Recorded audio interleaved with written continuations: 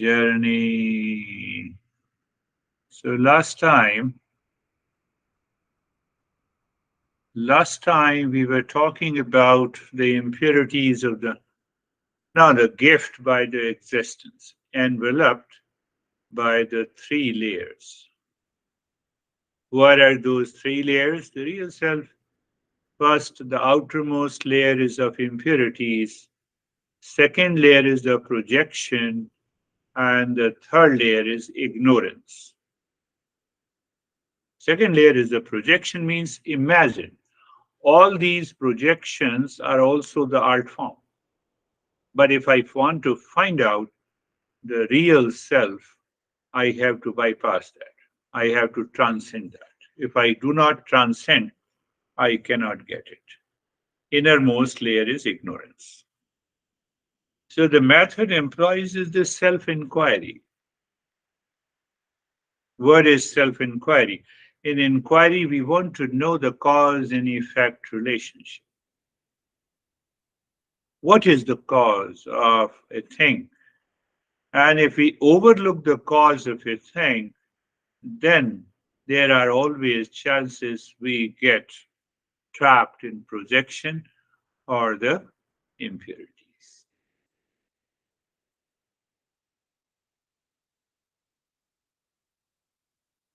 So there is another way to understand what is the real self and the false self. That is what I was just talking to. The real self, we say that it is beyond the time. It means it exists in all the three periods of the time. The false does not exist in all the three periods of time. Another most important difference between the real and the false. The real self is independent and the false depends on the real. To prove something false, there has to be real in the background. I show you the picture of the mouse. Is this elephant? You say, how can it be an elephant? Because you already have a reference of what is an elephant. You see, we don't go by any false notion. We don't go by belief. We go by what is the truth. So once we understand that this real self is enveloped by the three layers, we have to remove all the three layers, and the outermost layer is the impurities. We have to go and find out what exactly is the impurities of the mind. What is so once we get rid of these impurities, we reduce our suffering and the stress.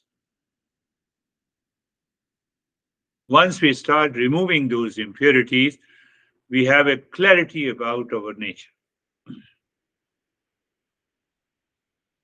When we remove these impurities and projections and ignorance, we experience here is the wisdom, here is the inner peace, here is the inner calmness, here is the joy, here is the creativity, here is the confidence. Why this happens?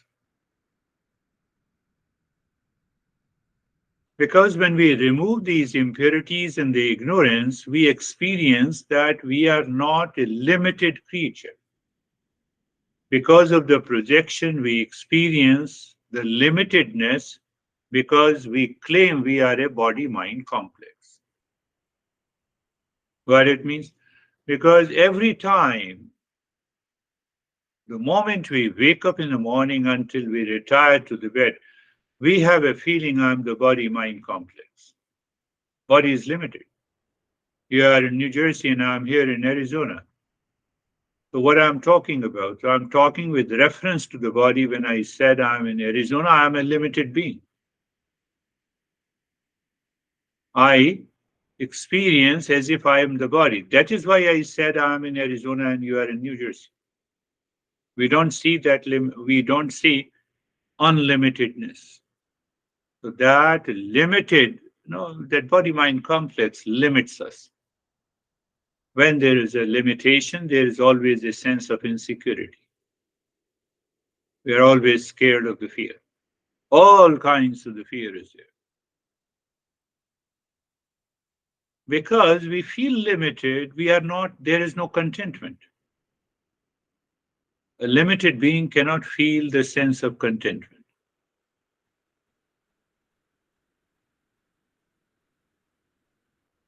And there is always a sense of unhappiness. So when we understand little deeper that what exactly is the impurities, what exactly is the impurity? So you see the logical way to understand the impurity of the mind. First, understand in a local, in a very pragmatic way. I'm teaching something and you react. That is an impurity. First, you listen and understand. There is no need to react.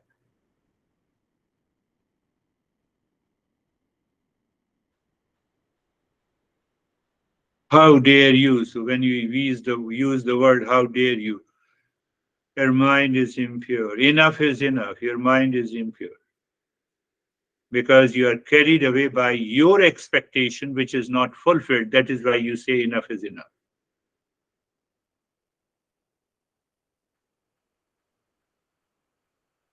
You get easily agitated. You react easily. You are an extremely selfish person. That is also an impurity. You live in your own cocoon, own shell. Your definition of good and bad depends on your preferences of likes and dislikes. That is also impurity. Because of the impurities, you suffer from the stress and you will continue to suffer from the stress. There is no way. No way. 90% of your stress and suffering belongs to that impurities in the mind. Your expectations are not fulfilled. You know the word miser? Miser, we use the word with reference to the money. You are emotionally miser. You are intellectually miser. Bankrupt. That is also known as the impurity. We always feel we are, extremely tired. We lose our awareness. It is the impurity that causes this. So when we talk of the mental impurity, it is the thought associated with the feeling. It has to do with the desire. It has to do with the extremely selfishness. Selfishness means that I'm a very limited person. I'm a center of the world. I'm a consumer. I never think of becoming a contributor in the world, even emotionally and mentally. So even those people who are never a contributor, even if you look so good and nice in behavior and talk outside, you live with those impurities, you suffer.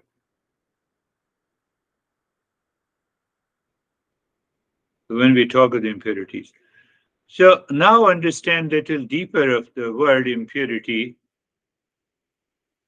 Here is a glass of water and here is a lemon. Both are pure in their reference, but when they mix together, the water is impure.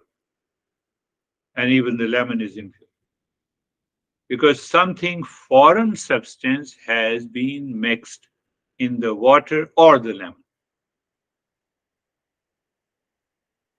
So anything foreign substance, when it is mixed, the mind becomes impure. No, so tell me, what is the intrinsic nature of the mind? The intrinsic nature of the mind is the knowledge, calmness, peace, intrinsic nature. So it means the mind is upset, obviously it is pure. It is impure. So it is not 1 hour journey a week. We have to be mindful. We have to live mindfully 24 by 7. Anytime, anytime the impurity attacks the mind, I have to find out the reason.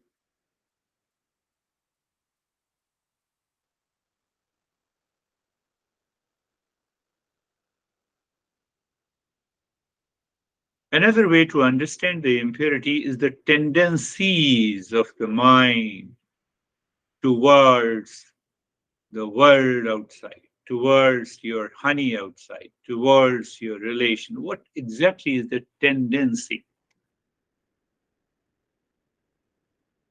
Tendency is a thought. It reflects in some behavior and attitude.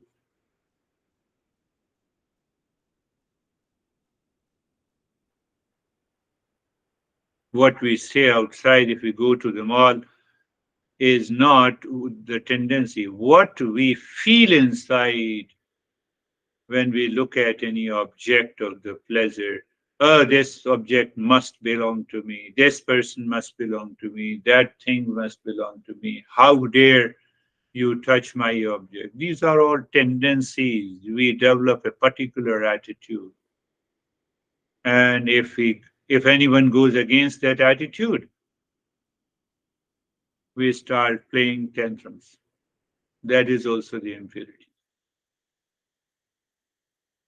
So then what happens? Our behavior and attitude before a person is one person is different than the other. Our behavior and attitude before one person is different than in front of the others. So where we hide our impurities to present ourselves. So we are creating a covering. So from impurities, we create a projection.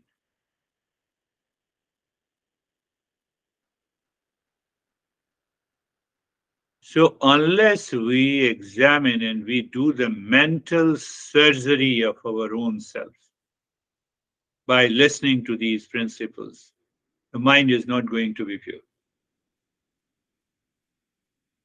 We all have a tendency to present ourselves one thing, our personality, before our friend, before our honey, before the society. We have a varying degree of personality and behavior. It comes from the imperative.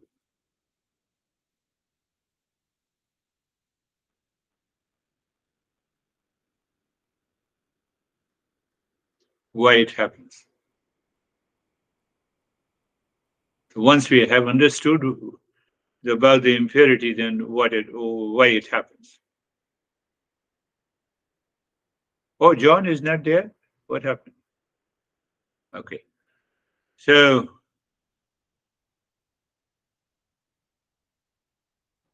why it happens? Why the impurities has happened? Why, when the intrinsic nature of the mind is calmness, knowledge, and the peace, why the impurity comes? Oh, the nature has put lot of impurities in my mind. So what should I do? No, nature has no role to. My honey make me angry. Your mind is impure. That's why your honey makes you angry. Society makes you angry. The world makes you angry. They have to do nothing. We have an intellect. We have a free will. We can choose not to get agitated. Why we miss? Why we do not choose? Think of it. Why we don't choose? Because we are obsessed. Why? Because we are attached to something dear. Because we dislike something. We already have a disliking in our mind about a person, about a food, about a cloth, about a situation, about anything. So from where the impurities comes into the mind, because the mind has created strong likes and dislikes, which resulted into an attachment and detachment of the objects of the world. And as long as we are strongly attached and detached to anything in the world, the impurity will continue. That is not going to help us to reach to the real self. So the strong obsession and attachment veils the real self. It is like a dust on the mirror. We want to keep the dust and we still want to see our image as it is. It is not possible.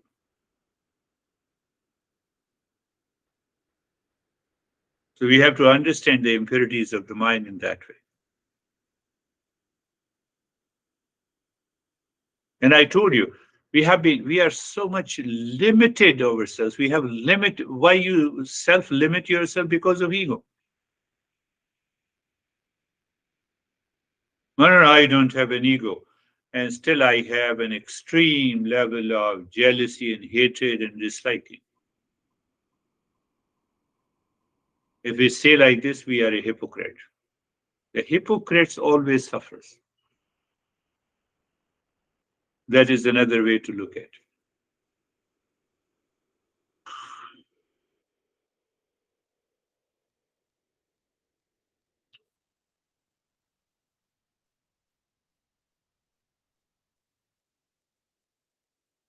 I have to get rid of the ego, which contains the. Everyone has an ego, I would say. We have to keep the ego at a minimum. We should not have an ego based on the objects of the world. If it is based, it depends the on the. I also have an ego. No, I'm a student of my master. So that ego doesn't hurt anyone. I follow the teachings of my master. So I have to examine how any behavior expressed by the ego hurts, divides, confuses, reacts. That ego must go. That is also known as the impurity of the mind.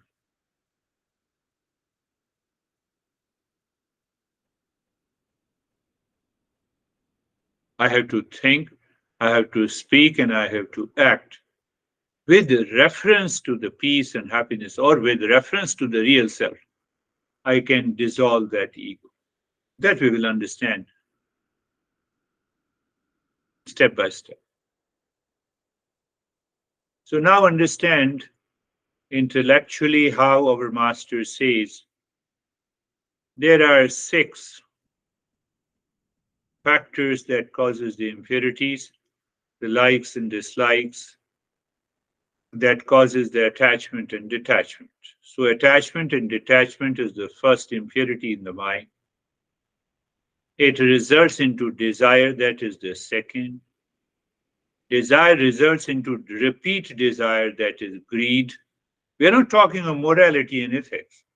We simply brand it, they are the impurities of the mind that will prohibit it, that will prevent the realization of permanent peace and happiness. That is why we experience peace and happiness just for an hour after doing the practice. And then what happens? Our behavior and attitude takes over our life. So we lose that peace and happiness. We don't want to remove them. I want to continue my hatred. I want to continue my jealousy. I want to continue my selfish nature.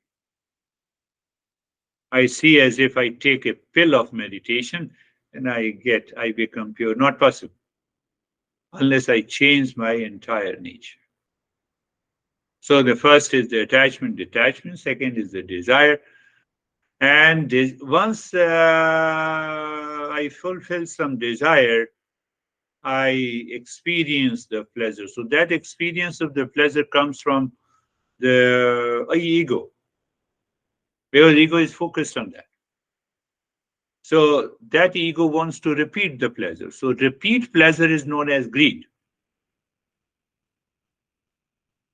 So attachment, detachment first, then desire, then repeat desire means greed.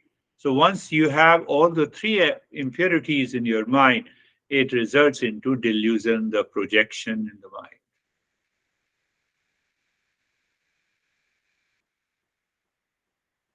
After the projection, there is a pride, which is also known as the ego. And because of the pride, we move in the world with some kind of a jealousy hidden inside.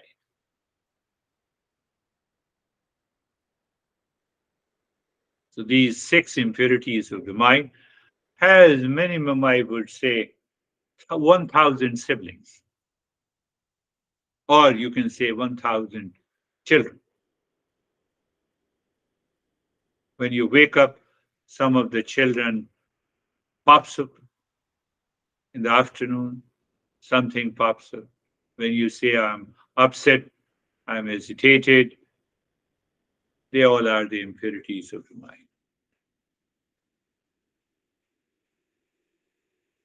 I must change my attitude if I want to be pure, if I want to make the mind pure. Inner mental attitude towards any action that I perform outside. So the right, proper mental attitude and the right and proper action outside. The right, proper, inner mental attitude and the right, proper action in the world. That is one of the great purifier of the mind. So I don't hide anything. I don't enter into the conflict within me before I think and speak and act and express in the world today. So that is going to help. Find out, do I do I express differently from what I am to my honey, to my near and dear ones, to the society, to the relations, to the people? And if the answer is yes, we are always full of impurities in the mind. And that is the cause of my frustration that we don't recognize. Because I don't recognize, so I blame others. Then I blame everyone in the world. I blame the situation. I blame the weather. So the impurities continues, the stress and the suffering continues. When we examine, we find there is a need. Instead of attachment and detachment, we need a dispassion. And dispassion comes from the discernment.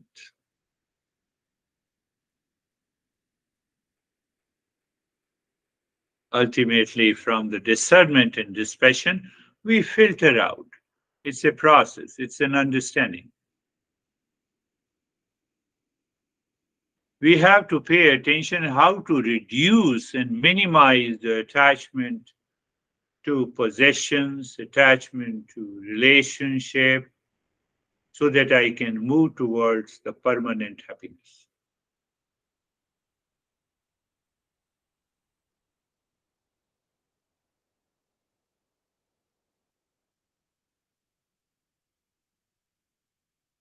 I spent 5 hours on the social media and I spent 20 minutes on meditation.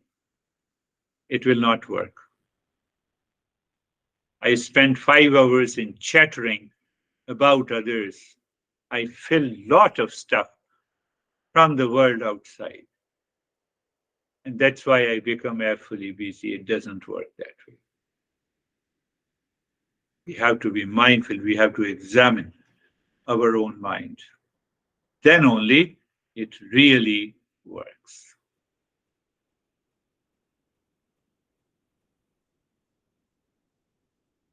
It has been a tough topic. I don't want to remove my impurities and still I want to recognize and realize my real self. Not possible. I told you. Three coverings are there. Gift is inside. It is present unless you open the gift. But opening the gift means opening the three layers. Opening the three layers means that you throw all these layers, then what is left is the gift. Otherwise, there is no possibility. I have seen a lot of people. Sir, namaste. Very good, sir, namaste. You are so good. And the moment the meditation comes to an end, my honey is crazy. But I cannot leave my behavior and attitude. I cannot leave my nature. It doesn't work that way. We have to be truthful and honest to ourselves first. Close your eyes, be comfortable. Eyes are closed. Find out the most comfortable position of your body.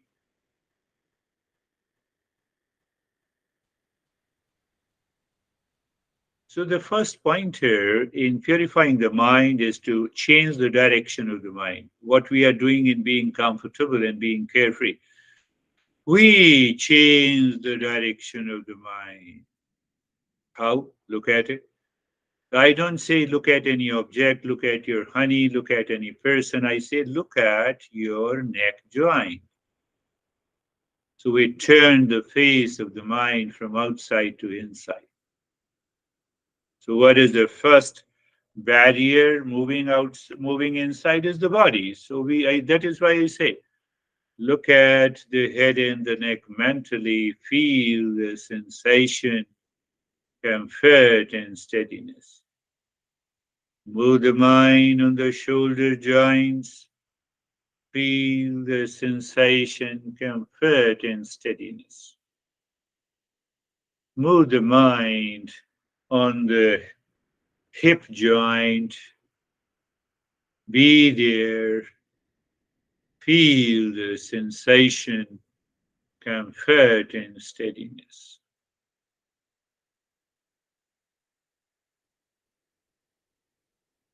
You are aware of the entire body, understanding, knowing clearly that I am not the body, and still we are using the body as a tool. What? To move the mind within, to change the direction. So when we change the direction, those suppressed or hidden likes and dislikes, attachment and detachment, those hidden desires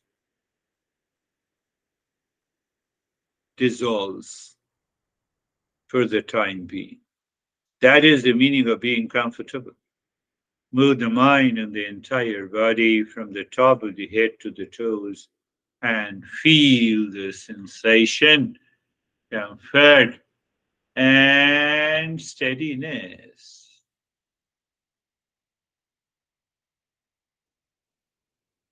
Any movement, any hesitation in the body is a movement of the impurity in the mind. That is why the body starts moving. You see, it's a very subtle science. And now being carefree. Being carefree means we are not doing anything. And then we understand through the metaphor lane one, lane two, lane three of the mind. Like we have a highway with the three lanes, we have a mental highway with the three lanes. The lane one, you are already in meditation, and the mind jumps here and there on different thoughts, unwanted, unwelcome. When we start meditation, our mind receives the thought we have never thought of. That is why we say lane one is the unwanted thought and feeling. But lane two is an observer, it is looking. It is like you are standing across a road, you, and watching the traffic. So here the metaphor is lane one and lane two both belongs to the mind. One lane one, unwanted thought is the lane one, that is the mind, lane two is the intellect. You see, the metaphors are not always equal, but it gives you a possibility to understand.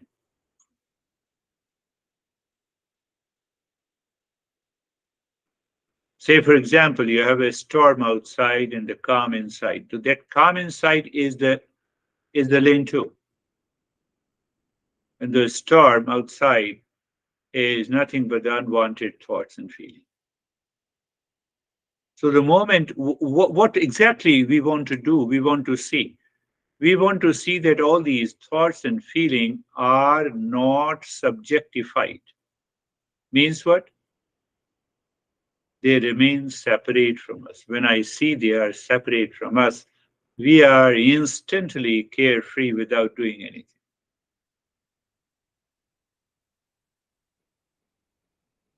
So it doesn't go that easily. So we have a mantra, Sarve Bhavantu Sukhina. Sarve Bhavantu Sukhina.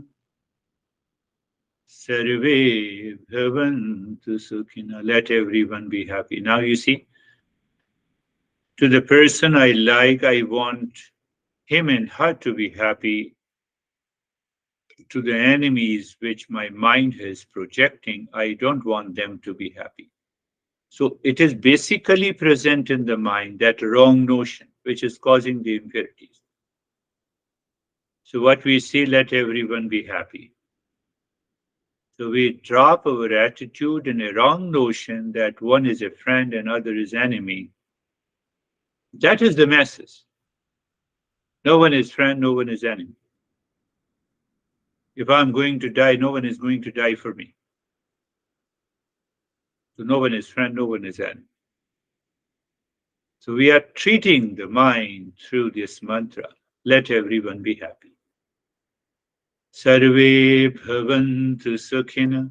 Sarve santu niramaya. Let everyone be in the state of well-being. We are not attached, we are not detached to anyone. This thought, the meaning of this thought should be repeated millions of times to rise in awareness. Sarve bhadrani pashyantu. Sarve bhadrani pashyantu. Sarve bhadrani pashyantu. Let everyone be blessed. The entire universe belongs to everyone because we are the part of this entire cosmos. You are the part, I am the part. I did not create you, you did not create me. We both are looking at the entire cosmos in the universe. Hence, let everyone be blessed. That that attitude, that thought with the feeling should be settled in our mind. Why? I already told you we are discussing about how to change our behavior and attitude. Ma kashe dukha bhag bhavet. Ma kashe dukha bhag bhavet. We should hammer the mind when the mind says, oh, that guy is crazy, this guy is not good, and we have nothing to do with anyone. So, what it says, we have to hammer our mind all the time, anytime, every time this mind starts thinking ill will of others. We ask the mind, there is no possibility that you think any ill will of others. There's a long chain that we are going to understand because of the selfish nature, self centered nature. We have those thoughts. Then comes the attachment and detachment, that comes the obsession, and which ultimately creates those thoughts. They are always present, either hidden or expressed. What we are saying, let none suffer from misery in this world, any misery. At the very outset, we make it a firm decision in our life.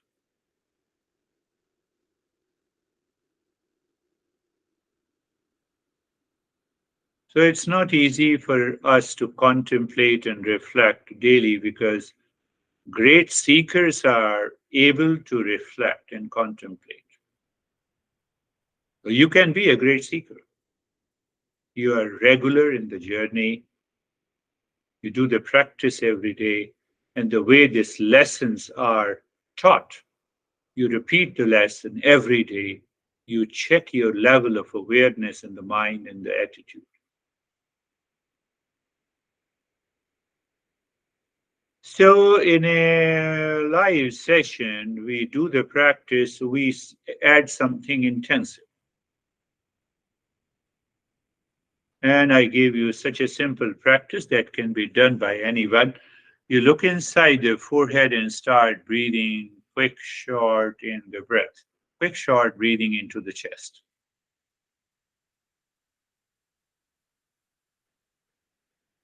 You are breathing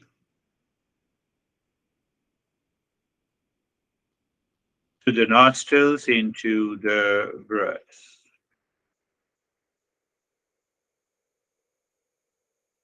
You are breathing into the chest through the nostrils and continue breathing.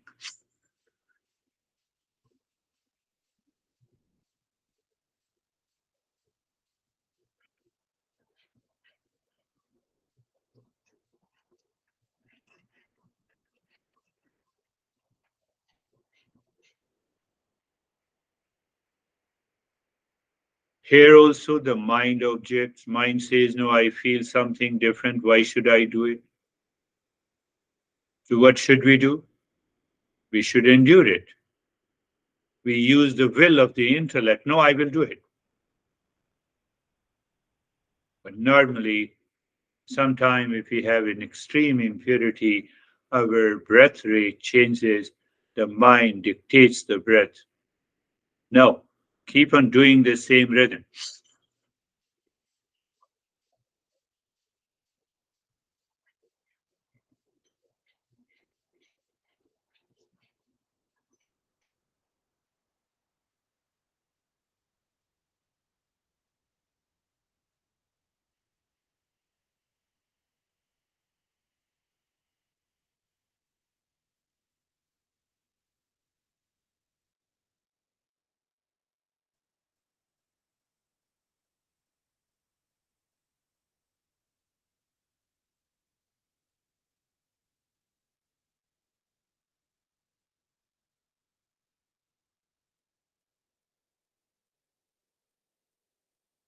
And now stop this.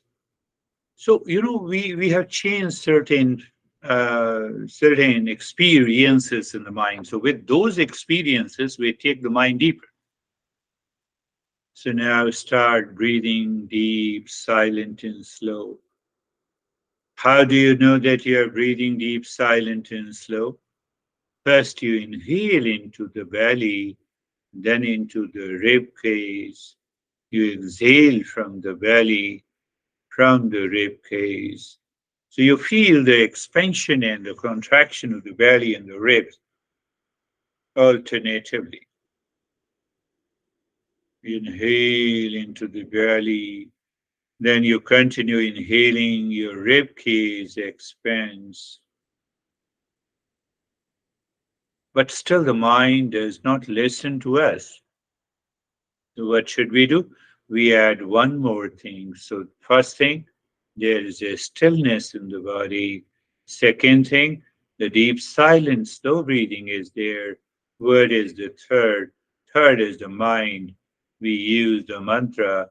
You say Shantoham 3 times during inhalation, and you say Shantoham 3 times during exhalation.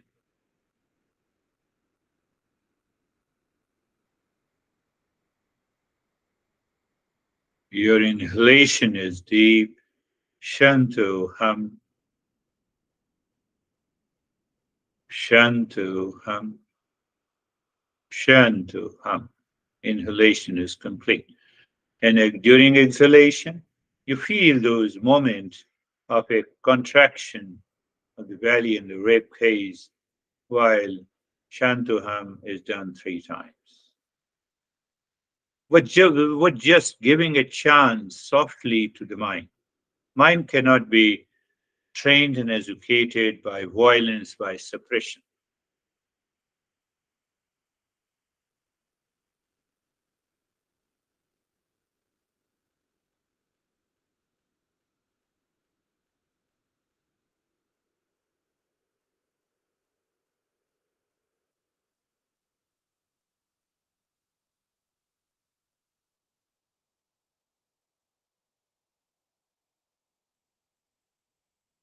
And now during inhalation is the same, but you are doing Shantoham two times.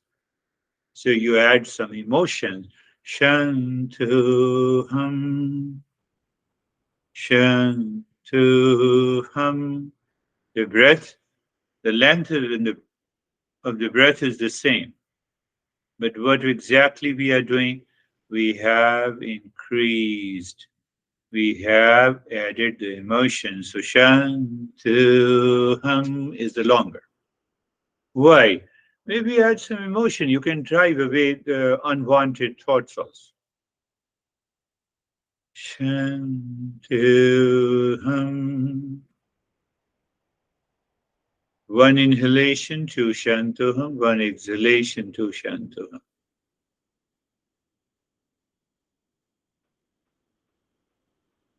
Shantoham.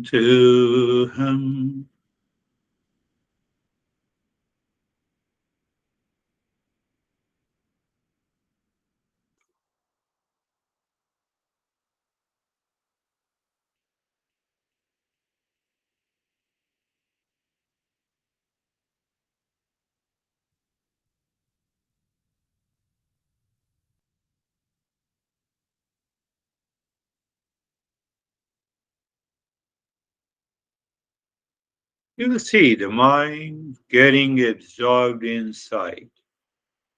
We followed the journey. We changed the direction of the mind from outside to inside.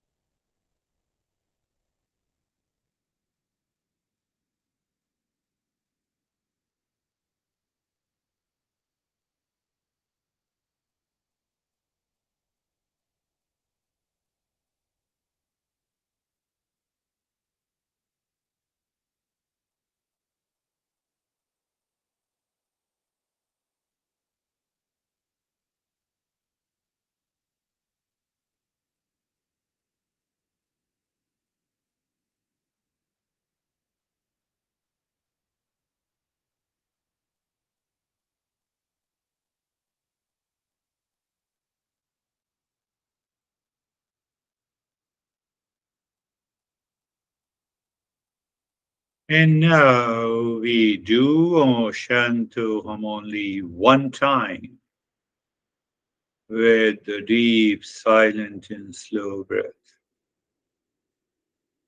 Your mind sings Shantoham.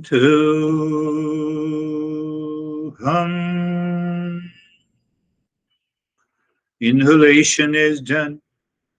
Shantoham.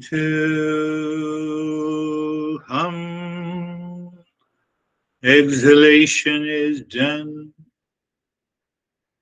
So you see, the breath remains the same, so we give some standard to the mind to follow.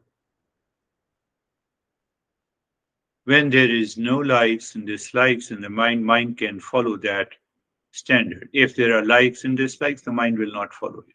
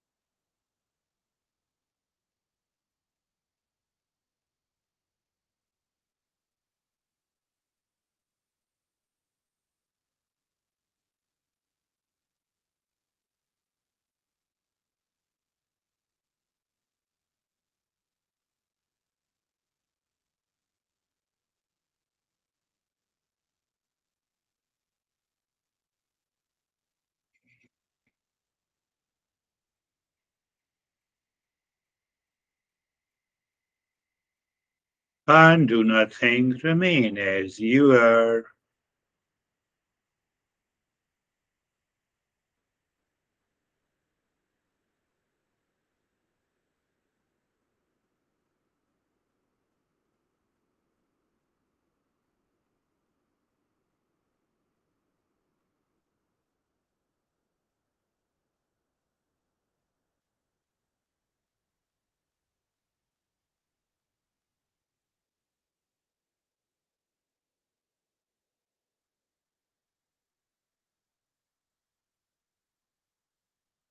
Hmm.